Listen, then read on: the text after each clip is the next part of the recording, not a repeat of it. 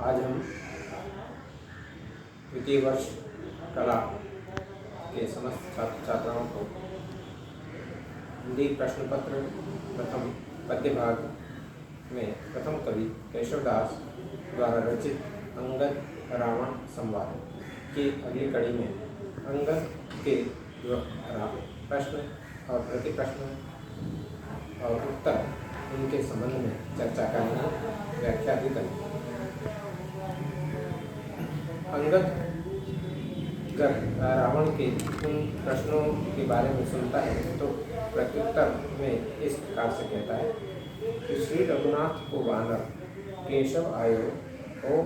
एक न काहू अयोधु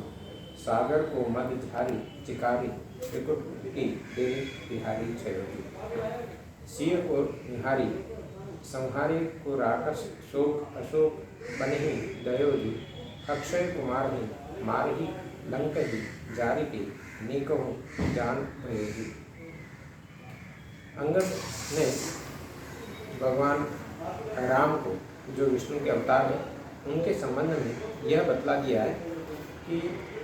हमारा एक वानर भगवान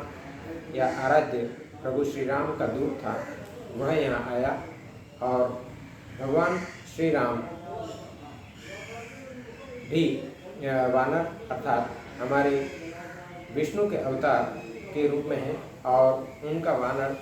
अर्थात हनुमान जब यहाँ आए हैं, आपने उन्हें पहचाना या नहीं पहचाना? क्योंकि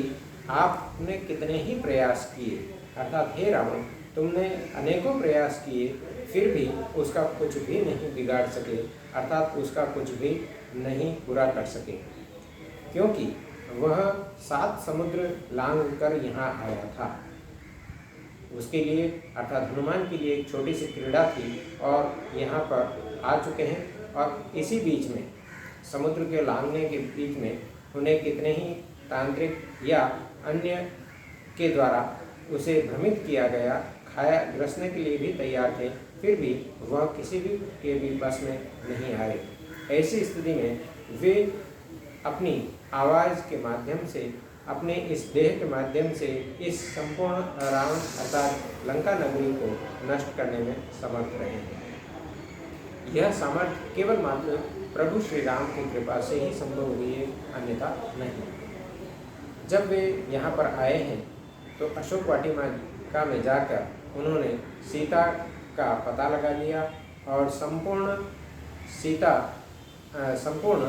अशोक वाटिका को भी उन्हें उजाड़ने का प्रयास किया। इस बीच में जब वह अक्षय कुमार उनका विरोध करने के लिए आया,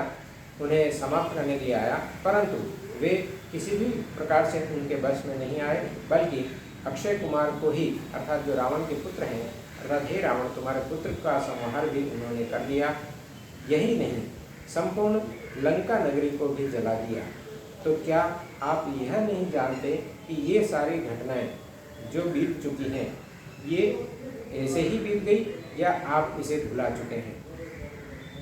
जब इन सभी बातों को कहने के बाद भी रावण अपने दर्प में, अहंकार में अधिक मात्रा में सोचने के लिए मजबूर नहीं है, तो उन्हें और भी कहने के लिए अंगद कहते हैं कि राम राजान के राज आए, यहाँ धाम तेरे महाभाग अबे जागे, देवी मंदोदरादि कुंभकर्णादि ते मित्र मंत्री जिते पूछे देखो सबे, राखीजे जाति को पाति को वंश को साधीजे लोक परलोक में, हानि के पाँव करो देशुले कोशुले,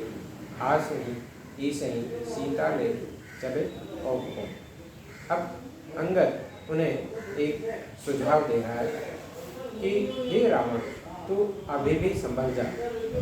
क्योंकि भगवान श्री राम का राज्य आ चुका है और तू यह नहीं जान पा रहा कि भगवान श्री राम जो एक सामान्य पुरुष हैं, परंतु वे कितने अधिक मात्रा में शक्तिशाली और अन्य गुणों से परिपूर्ण हैं। तू यह समझ ले कि तेरे इस धाम में वे स्वयं आने के लिए तत्पर हैं, और परंतु वे तब आएंगे जब तू उन्हें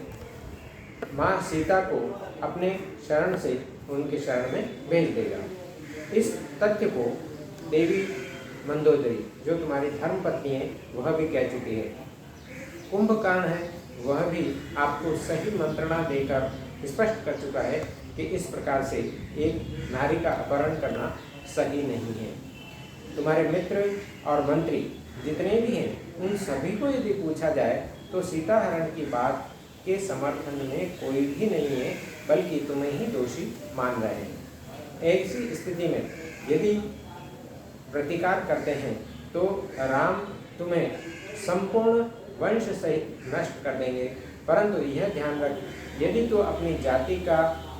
भान करता है, जाति की रक्षा करना चाहता है, अपनी इन विरुद्धावलियों के और इन शक्तिशाली अन्य शासकों की रक्षा करना चाहता है, तो तू अपने आप में संभल जा, अपने वंश का इसमें इस प्रकार से बचत कर ले या वंश को की रक्षा कर ले, क्योंकि इस लोक में ही नहीं परलोक में भी तेरा यश फैलेगा। परंतु यह यश तभी फैलेगा जब तू प्रभु श्री राम की शरण में चला जा और उन्हें माता सीता को लौटा दे। इतना ही नहीं, केवल मात्र यह सब यदि नहीं करता है तो ऐसी स्थिति में तेरा धन धान्य संपूर्ण नष्ट हो जाएगा, तेरा यश नष्ट हो जाएगा। और केवल मात्र यदि तू माँ सीता को लेकर प्रभु श्री राम की शरण में जाता है, उन्हें वापस सौंप देता है, तो तू अपने इस जाति को, पार्टी को और वंश को संपूर्ण रूप से बचा लेगा और साथ ही साथ धन धान्य से भी परिपूर्ण रहेगा।